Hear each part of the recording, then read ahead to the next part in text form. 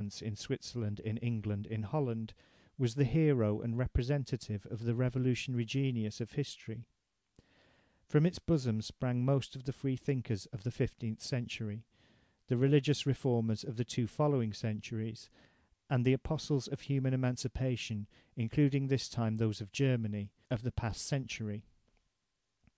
It alone, naturally supported by the powerful arm of the people, who had faith in it, made the revolution of 1789 and 93. It proclaimed the downfall of royalty and of the church, the fraternity of the peoples, the rights of man and of the citizen. Those are its titles to glory. They are immortal. Soon it split. A considerable proportion of the purchasers of national property having become rich, and supporting themselves no longer on the proletariat of the cities, but on the major portion of the peasants of France, these also having become landed proprietors, had no aspiration left but for peace, the re-establishment of public order, and the foundation of a strong and regular government. It therefore welcomed with joy the dictatorship of the first Bonaparte, and although always Voltairian, did not view with displeasure the concordat with the Pope, and the re-establishment of the official church in France. Religion is so necessary to the people, which means that, satiated themselves, this portion of the bourgeoisie then began to see that it was needful to the maintenance of their situation and the preservation of their newly acquired estates, to appease the unsatisfied hunger of the people by promises of heavenly manna. Then it was that Chateaubriand began to preach. Footnote. It seems to me useful to recall at this point an anecdote, one, by the way, well known and thoroughly authentic, which sheds a very clear light on the personal value of this warmed over of the Catholic beliefs, and on the religious sincerity of that period. Chateaubriand submitted to a publisher a work attacking faith. The publisher called his attention to the fact that atheism had gone out of fashion, that the reading public cared no more for it, and that the demand, on the contrary, was for religious works. Chateaubriand withdrew, but a few months later came back with his Genius of Christianity. End footnote. Napoleon fell, and the Restoration brought back into France the legitimate monarchy, and with it the power of the Church and of the nobles, who regained, if not the whole, at least a considerable portion of their former influence. This reaction threw the bourgeoisie back into the Revolution, and with the revolutionary spirit, that of scepticism also was reawakened in it. It set Chateaubriand aside and began to read Voltaire again, but it did not go so far as Diderot. Its debilitated nerves could not stand nourishment so strong. Voltaire, on the contrary, at once a free thinker and a deist, suited it very well. Béranger and P. L. Courier expressed this new tendency perfectly. The God of the good people and the ideal of the bourgeois king, at once liberal and democratic, sketched against the majestic and thenceforth inoffensive background of the empire's gigantic victories, such was at that period the daily intellectual food of the bourgeoisie of France. Lamartine, to be sure, excited by a vain and ridiculously envious desire to rise to the poetic height of the great Byron, had begun his coldly delirious hymns in honour of the god of the nobles and of the legitimate monarchy, but his songs resounded only in aristocratic salons. The bourgeoisie did not hear them. Béranger was its poet, and Courier was its political writer. The Revolution of July resulted in lifting its tastes. We know that every bourgeois in France carries within him the imperishable type of the bourgeois gentleman, a type which never fails to appear immediately the parvenu acquires a little wealth and power. In 1830, the wealthy bourgeoisie had definitely replaced the old nobility in the seats of power. It naturally tended to establish a new aristocracy, an aristocracy of capital first of all, but also an aristocracy of intellect, of good manners and delicate sentiments. It began to feel religious. This was not, on its part, simply an aping of aristocratic customs.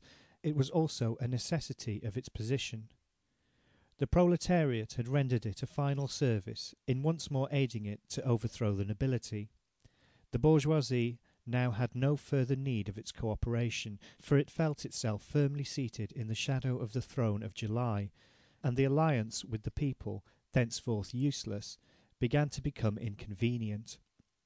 It was necessary to remand it to its place, which naturally could not be done without provoking great indignation among the masses. It became necessary to restrain this indignation. In the name of what? In the name of the bourgeois interest, bluntly confessed?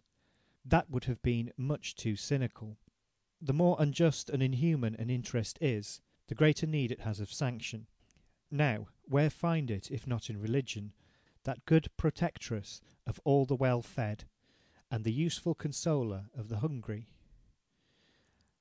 And more than ever, the triumphant bourgeoisie saw that religion was indispensable to the people.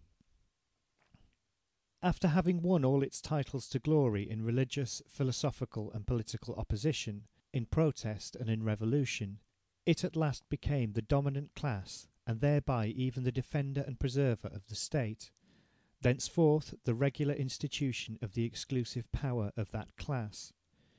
The state is force, and for it, first of all, is the right of force, the triumphant argument of the needle gun, of the chasse-pot. But man is so singularly constituted that this argument, wholly eloquent as it may appear, is not sufficient in the long run. Some moral sanction or other is absolutely necessary to enforce his respect. Further, this sanction must be at once so simple and so plain that it may convince the masses, who, after having been reduced by the power of the state, must also be induced to morally recognize its right. There are only two ways of convincing the masses of the goodness of any social institution whatever. The first, the only real one, but also the most difficult to adopt, because it implies the abolition of the state, or, in other words, the abolition of the organized political exploitation of the majority by any minority whatsoever, would be the direct and complete satisfaction of the needs and aspirations of the people, which would be equivalent to the complete liquidation of the political and economical existence of the bourgeois class, or, again, to the abolition of the state. Beneficial means for the masses, but detrimental to bourgeois interests, hence it is useless to talk about them. The only way, on the contrary, harmful only to the people, precious in its salvation of bourgeois privileges, is no other than religion. That is the eternal mirage, which leads away the masses in a search for divine treasures, while much more reserved the governing class contents itself with dividing among all its members, very unequally moreover, and always giving most to him who possesses most, the miserable goods of earth and the plunder taken from the people, including their political and social liberty. There is not, there cannot be, a state without religion.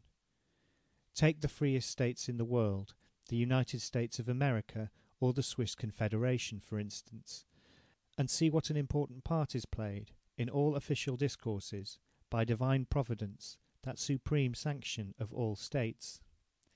But whenever a chief of state speaks of God, be he William I, the Nauto-Germanic emperor, or Grant, the president of the great republic, be sure that he is getting ready to shear once more his people flock.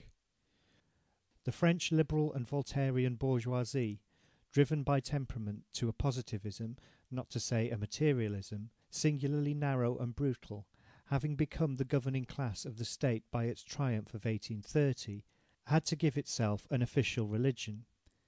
It was not an easy thing. The bourgeoisie could not abruptly go back under the yoke of Roman Catholicism. Between it and the Church of Rome was an abyss of blood and hatred, and however practical and wise one becomes, it is never possible to repress a passion developed by history. Moreover, the French bourgeoisie would have covered itself with ridicule if it had gone back to the church to take part in the pious ceremonies of its worship, an essential condition of a meritorious and sincere conversion. Several attempted it is true, but their heroism